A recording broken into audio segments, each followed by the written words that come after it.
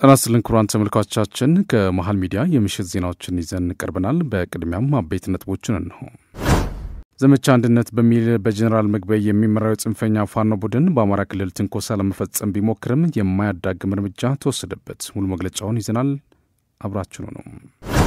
ጽንፈኛው ፋኖ ታገለታለው የሚለውን ህዝብ መምህራንና ተማሪዎች መግደሉን በተጠለፈ ስልኩ አረጋገጠ። የአሜሪካው ፕሬዝዳንት ዶናልድ ትራምፕ የፌዴራሉን የትምህርት ዲፓርትመንት እንዲፈርስ የሥራ አስፈጻሚ ትእዛዝ ፈረሙ። ኩራን ተመልካቾቻችን ከመሃል ሚዲያ እነዚህና ሌሎችንም ዜናዎች ይዘን ቀርበናል። ካፍታ በኋላ እንመለሳለን። ዩቲዩብ ቻናሉን ሰብስክራይብ እንዲሁም ይዘቱን ላይክና ሼር በማድረግ የመሃል ሚዲያ ቤተሰብ እንድትሆኑ በአክብሮት እንጋብዛለን። አብራችሁ ነው።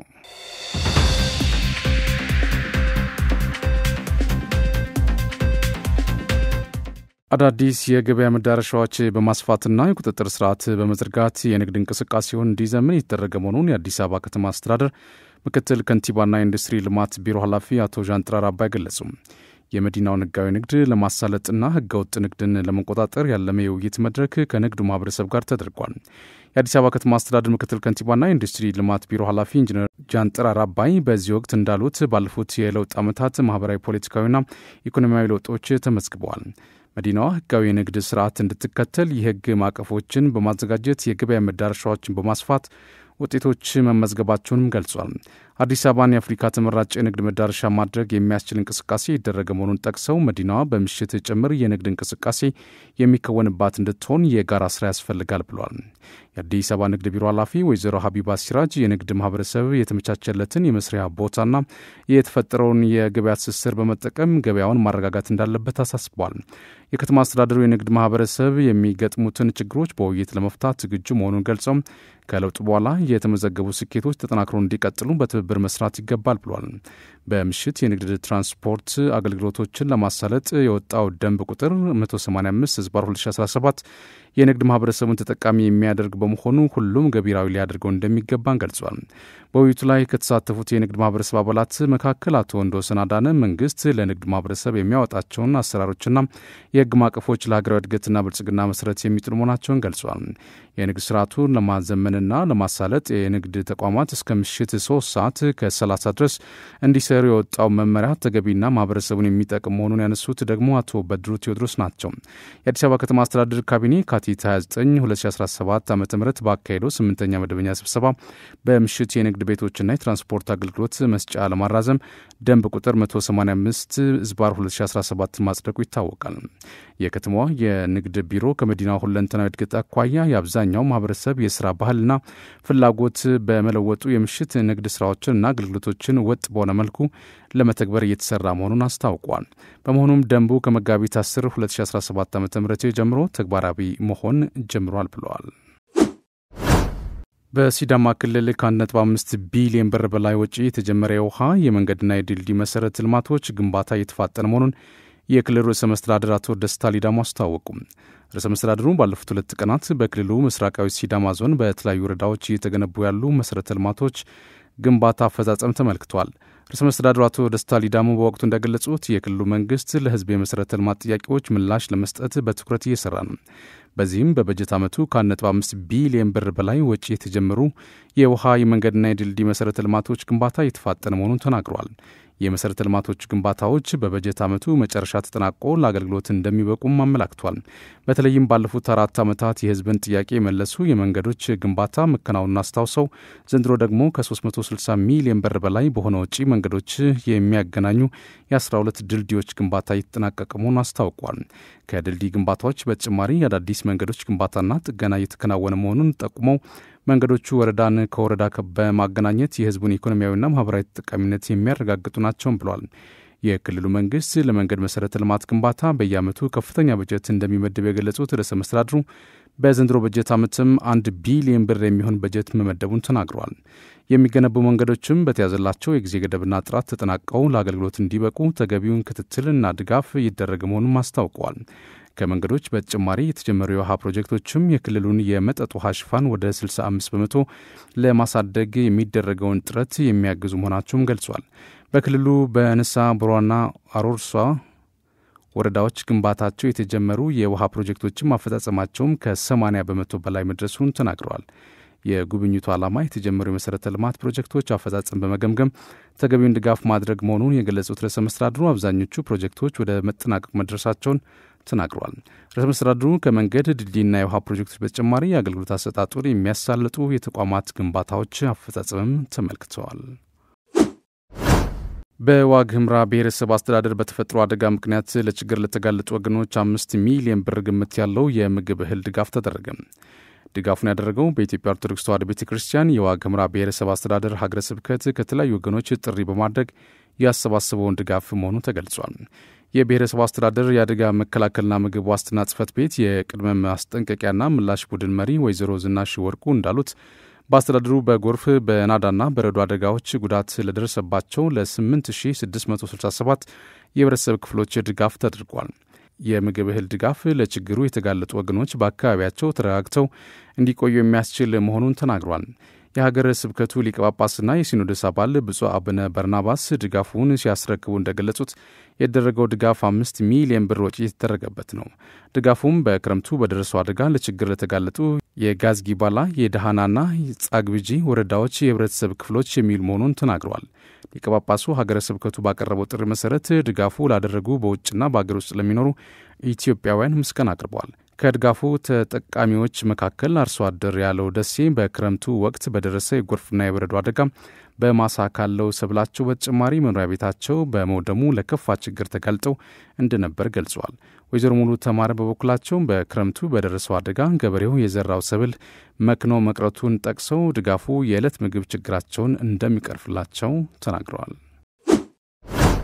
በሳውዲ አረቢያ በአስቸጋሪ ሁኔታ ውስጥ የነበሩ 3416 ኢትዮጵያውያን በዚህ ሳምንት ወደ አገራቸው መመለሳቸውን የሴቶችና ማህበራዊ ሚኒስቴር አስታወቀም። እነዚህ ወገኖች ወደ አገራቸው የተመለሱት በሳምንቱ ውስጥ በተደረጉ 9 በረራዎች መሆኑን የሚኒስቴሩ መረጃ አመላክቷል። ከተመለሱት መካከልም 2859 ወንዶች ሲሆኑ ቀሪዎቹ ሴቶች ናቸው ተብሏል። በአራተኛው ዙር በአስቸጋሪ ሁኔታ ውስጥ የሚገኙ 50 ሺህ ዜጎቹን ለመመለስ ታቅዶ መጋቢት 3 ቀን 2017 በይፋ መጀመሩን መረጃው አስታውሷል። ይህን ተከትሎም እስካሁን 3416 ኢትዮጵያውያን ወደ ሀገር መመለስ መቻሉን ነው የተገለጸው። በሐዋሳ ከተማ አስተዳደር ጤፍን ከባዕድ ነገር ጋር ቀላቅለው እንጀራ ጋግረው ለገበያ የሚያቀርቡ 84 ግለሰቦች በቁጥጥር ስር መዋላቸውን የአስተዳደሩ ፖሊስ መምሪያ አስታወቀም። የመምሪያው ኃላፊ ኮማንደር መልካሙ አየለ እንደገለጹት በዋናነት በታቦር በቱላና ዳቶ ክፍለ ከተሞች ከዚህ ጋር በተያያዘ በ30 ቤቶች በተደረገ ፍተሻ ለጋገራ የተዘጋጀ ሊጥና ዱቄት ከተለያዩ ባዕድ ቁሶች ጋር ተይዟል። ግለሰቦቹ ፍቃድ ሳይሰጣቸው በማኅበር ራሳቸውን አደራጅተው ወደ ሥራ እንደገቡና ጤፍን ከባዕድ ነገር ጋር በመቀላቀል በሕገወጥ መንገድ እንጀራ ጋግረው ለሆቴሎች ሲያቀርቡ እንደቆዩም የኢትዮጵያ ዜና አገልግሎት ተናግረዋል። የሲዳማ ክልል ጤናና ጤና ነክ አገልግሎት ግብዓት ጥበቃና ቁጥጥር ባለስልጣን ዋና ዳይሬክተር ቦርሶ ቡላሻ በበኩላቸው ከተያዙት ግብዓቶች ውስጥ ለምርመራ ከተላኩ 7 ናሙናዎች 5ቱ በሰው ጤና ላይ ጉዳት የሚያስከትሉ ንጥረ ነገሮች እንደተገኙባቸው ተረጋግጧል ብለዋል። የኢትዮጵያና የአሜሪካ ኢኮኖሚያዊ ጨምሮ ዘርፈ ብዙ ትብብሮች በይበልጥ ለማጠናከር ያለመ ምክክር ተካሄደ። የገንዘብ ሚኒስትር ዴኤታ ሰምሪታ ሰዋሰው ከአሜሪካ ሴኔት የውጭ ግንኙነት ኮሚቴ አፍሪካ ፖሊሲ ከፍተኛ ፕሮፌሽናል ስታፍ አባል ከሆኑት ጆን ቶማስ ዞውስኪ ጋር በአዲስ አበባ ተወያይተዋል። በውይይታቸው ወቅትም በኢኮኖሚ ትብብርና አጋርነት ላይ ያሉ ትብብሮችን በይበልጥ ማጠናከር በሚቻልባቸው ሁኔታዎች ላይ በምክራቸውን የገንዘብ ሚኒስቴር መረጃ አመላክቷል።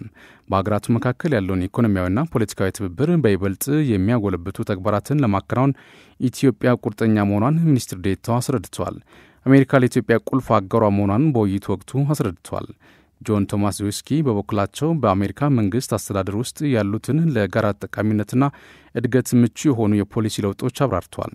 ያሉትን ዘርፈ ብዙ ትብብሮች ለማጠናከርና ተጨማሪ ዕድሎች ለማመቻቸትም ቀጣይነት ያለው ምክክር እንደሚያስፈልግ ጠቁመዋል።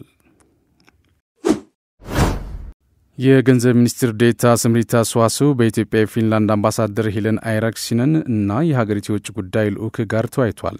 በዚህ ወቅትም ፊንላንድ በተለይ በትምህርት ዘርፍ ለኢትዮጵያ ለምታደርገው ድጋፍ ሚኒስትር ዴኤታው አመስግነዋል።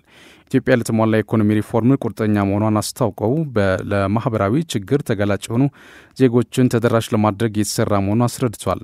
አምባሳደር ሄሌና አይራክሲንን በበኩላቸው ሀገራቸው ከኢትዮጵያ ጋር ያላትን የንግድ ትስስር ለማጠናከር በዲጂታል ዘርፍ ኢንቨስትመንት ተሳትፎዋን ለማሳደግ ፍላጎት እንዳላት ተረጋግጧል።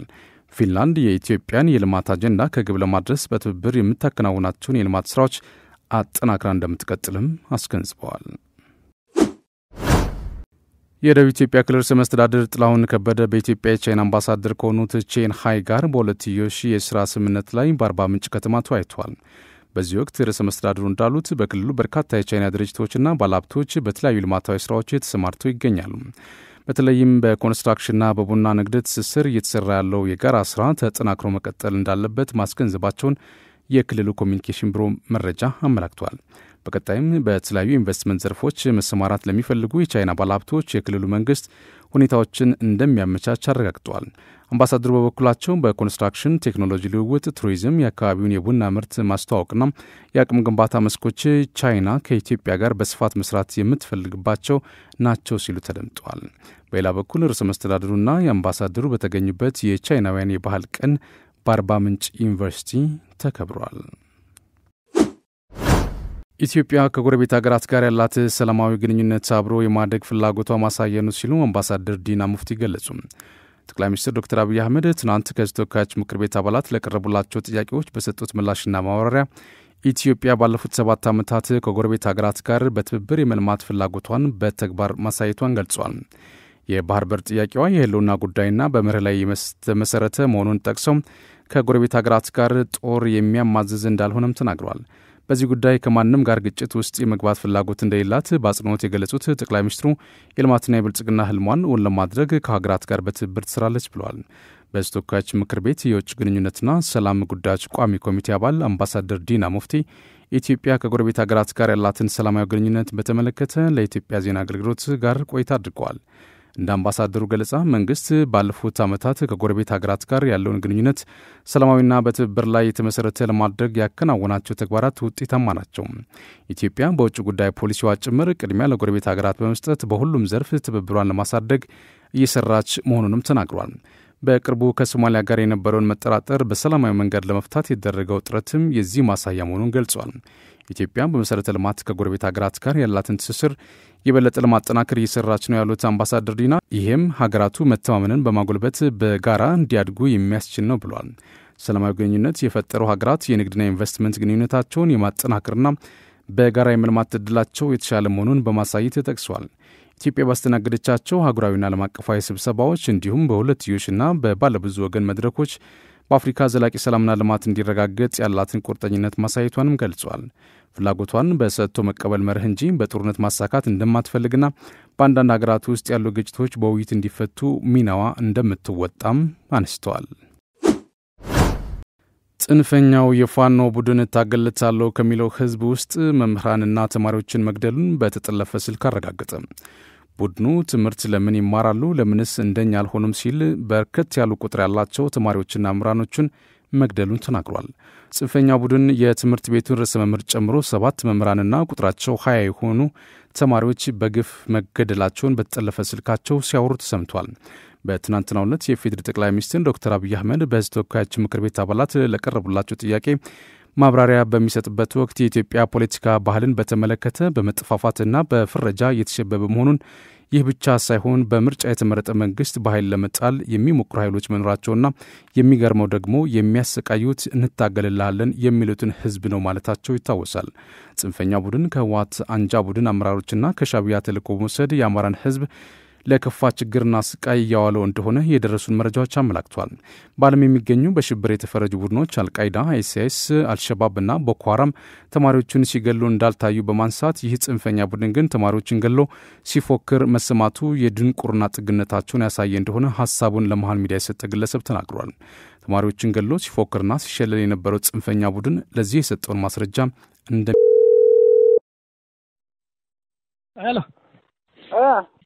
አቤት ነው።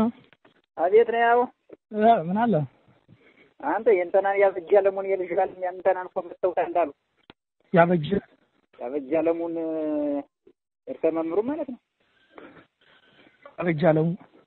አበጃለሙ የሪሙ ያለች ይባል የሱ የልጅጋል እዚያ መናኸሪያው በር ላይ ሻይ ቤት መሸጥቱ ልጅ አታውቃለህ? የሷ ባሪያ ሙላት የሚባል ሙላት ይረድ እና ሰምረኛ አስፋልት ሰረ ተመቶ ሙቷል አሉ አስፋልት ነው ሙቷል አሉ አስፋልት ነው ሙቷል ምንድነው ያሰራው ድሮኔ ካቢኔ ነው የነበረ አሁንም አንጃኔ ዛሬ ዋጋ ሳይከፈል ደህና ስራ ተሰርቷል ማራቅ ሆነች ምት ዛሬ ማርና እስካሁን ሀሪው ፖሊስ ተቆም ነው አራው ስማን ተው ዝም ብለህ ዛሬ ጥሩ ነው በጣም ደስ የሚል ነገር ነው መምራን እኮ ነው ሁሉ ነው ግድል ነው እንዳል ሁሉ ነው በቃ የሞተ መምራን አለ እንደዚህ ምን ክላስ ነው ሙሉስ ነው ግድላቸው ተማሪ ምን ወደ 20 ምናምን ተማሪ ገለኝ ይወጣል ከየትኛው አዛ ሽምብራም እዚህኛውም ሃይስኩልም አንድ ተማሪ ገለና ነው አረ አባቱ ተማራ ነው ትክክል ደግሞ የሚያሳዝን ሆኖ ነው አረ የበላይ ዘልቶስ የሱም እንዳልሞላ ድረስ ነው ታሰራ ግን ተገኘ አረ በስማም ዳሉ ባንዳና ወጣችሁ አረ ዋጋ ደርሻ ብሏት አሁን እንቀሳቀስ ያለ ያርስ ነው አሁን እንቀሳቀሳለሁ አሁን ማጌታችን ነው ተቀምጠን መጣው ወደሱ አረ አሁን ሳልመጡም ገና ይመጣሉ በሚል ፍራቻ ነው አሽው ቁጭ ነው አዎ እሺ ዳለሽ ዘመቻ አንድነት በሚል በአማራ ክልል ትንኮሳ ለመፈጸም የሞከረው ራሱን ፋኖ ብሎ የሚጠራ ቡድን ላይ እርምጃ ተወሰደ።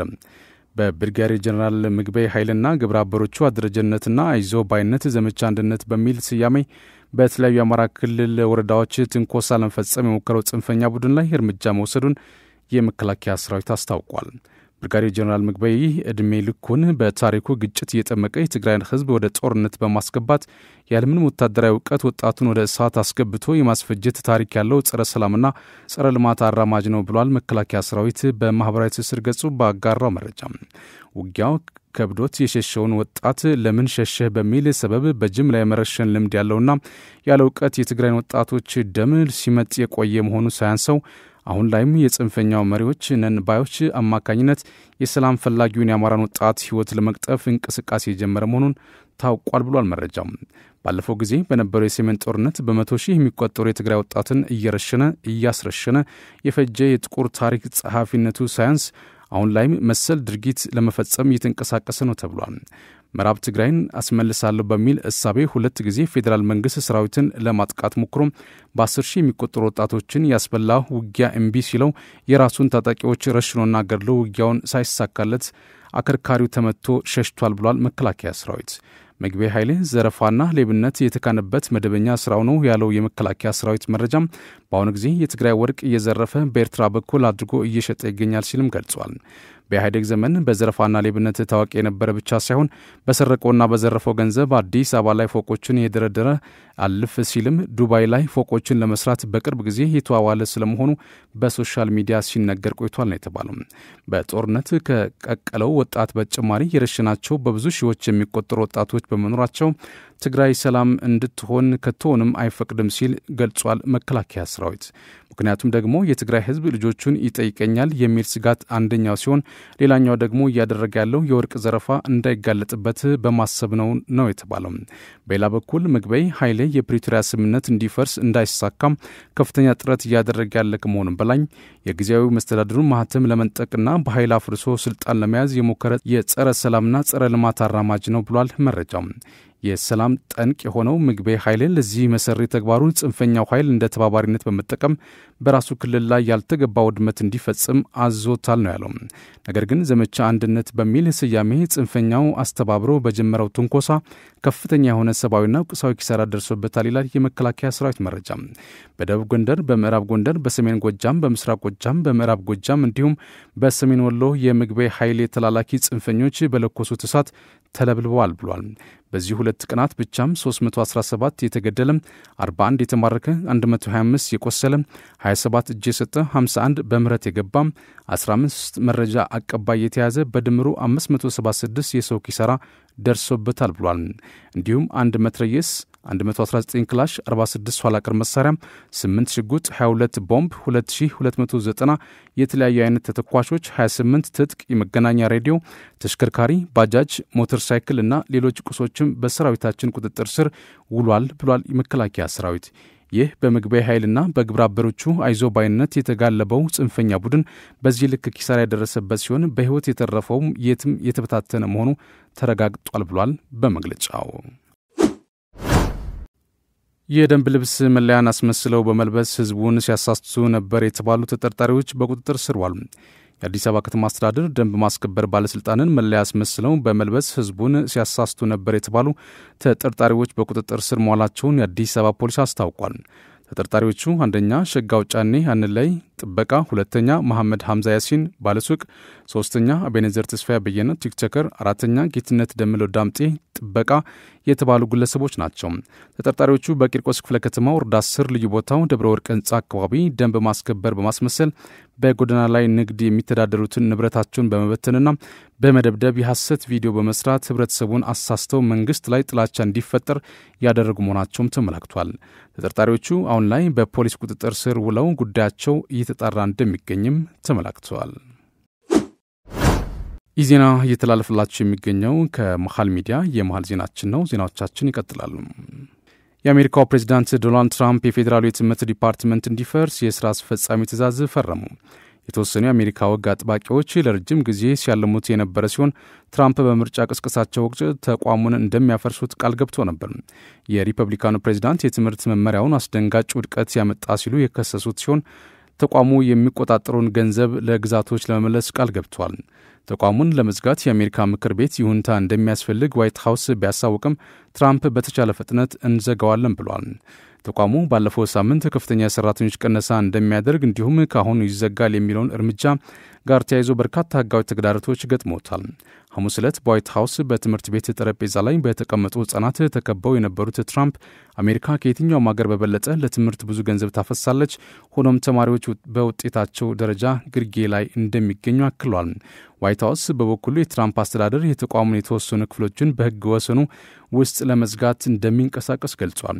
ይህ ውሳኔ እንደ በርካታዎቹ የፌዴራሉን መንግስት ተቋማት ለመቀነስ በሚል የአስፈጻሚ ትእዛዝ ተፈረመባቸው ህጋዊ ተግዳሮቶች እንደገጠሙት ሊሆን እንደሚችል ተጠቁሟል። ትራምፕ የሥራ አስፈጻሚ ትእዛዙን በሚፈርሙበት ስነ ስርዓት ላይ ተቋሙን እንድትመራ የሹማትን ሊንዳ ማክማሆንን አወድሰው የተቋሙ የመጨረሻ ኃላፊ እንደምትሆን ያላቸውን እምነት ገልጿል። በአስተዳደራቸው ውስጥ የምትሰራው ሌላ ነገር አፈልጋለሁም ብለዋል። ትራምፕ ትእዛዙን ከፈረመ በኋላ የሉዊዚያን የሪፐብሊካን ተወካይ ሴናተር ቢል ካሲዲ ተቋሙን ለመዝጋት ያቀደ ህግ ለማውጣት መታቀዱን አስታውቋል። ነገር ግን ሪፐብሊካኖቹ በሴኔት ያላቸው ብልጫ እዚህ ግባ የማይባል 53 ለ47 ሲሆን የፌዴራሉን ተቋም ለመዝጋት 60 ድምፅ ያስፈልጋቸዋል። ከዚህም ጋር ተያይዞ ይህንን በቀላሉ ለማሳካት እንደማይችሉ እየተነገረ ነው። ሆኖም ዲፓርትመንቱ በመደበኛነት መዝጋት ባይቻልም የትራምፕ አስተዳደር የአሜሪካ ዓለም አቀፍ የልማት ተራድኦ ድርጅት ዩኤስአይድ ላይ እንዳደረገው ሁሉ የገንዘብ ምንጩን በማድረግ እንዲሁም ሰራተኞችን የማባረር ተግባራትን ሊፈጽሙ ይችላሉ። የእርምጃ ኤጀንሲው በርካታ ፕሮግራሞችን እንዲሁም የረድኤት ተግባራቱን እንዲያቆም አስገድደውታል። ትራምፕ የፈረሙት የሥራ አስፈጻሚ ትእዛዝ አስተዳደራቸውን ምንም አይነት እርምጃዎች እንደሚወስድ እንዲሁም የትኞቹ ፕሮግራሞች ሊታጠፉ እንደሚችሉ ዝርዝር መረጃዎችን አላካተተም። ኃላፊዋ ሊንዳ ማክመሆን የዲፓርትመንቱን መዘጋት ለማመቻቸት ሁሉንም አስፈላጊ እርምጃዎች እንዲወስዱና ለግዛቶችና ለአካባቢ መንግስታት ኃላፊነት እንዲሰጡ ያዛል። እንዲሁም አሜሪካውያን የሚተማመኑባቸውን የአገልግሎቶች የፕሮግራሞች ውጤታማና ባልተቋረጠ መልኩ እንዲሄዱ ማረጋገጥ እንደሚኖርባቸው መመሪያ ተቀምጦላቸዋል። በአውሮፓውያኑ 1979 የተመሰረተው የትምህርት ዲፓርትመንት የተማሪዎቹ ብድርን ከማስተዳደር በተጨማሪ ዝቅተኛ ገቢ ያላቸው ተማሪዎችን የሚረዱ ፕሮግራሞችን ይመራል። ነገር ግን ትራምፕ ተቋሙ ዘርን፣ ጾታዊና ፖለቲካዊ አመለካከቶችን በታዳጊዎች ላይ ለማስረጽ እየሞከረ ነው ሲሉ ይከስቷል። ክቡራን ተመልካቾቻችን ከመሃል ሚዲያ ለሰዓቱ ያዝናቸው ዜናዎች እነዚህ ናቸው። ስለተከታተላችሁ እናመሰግናለን። ቀሪ ዝግጅቶች ይቀጥላሉ። በእኔ በኩል ጨርሻለሁ። በያላችሁበት ሰላም ሁኑ።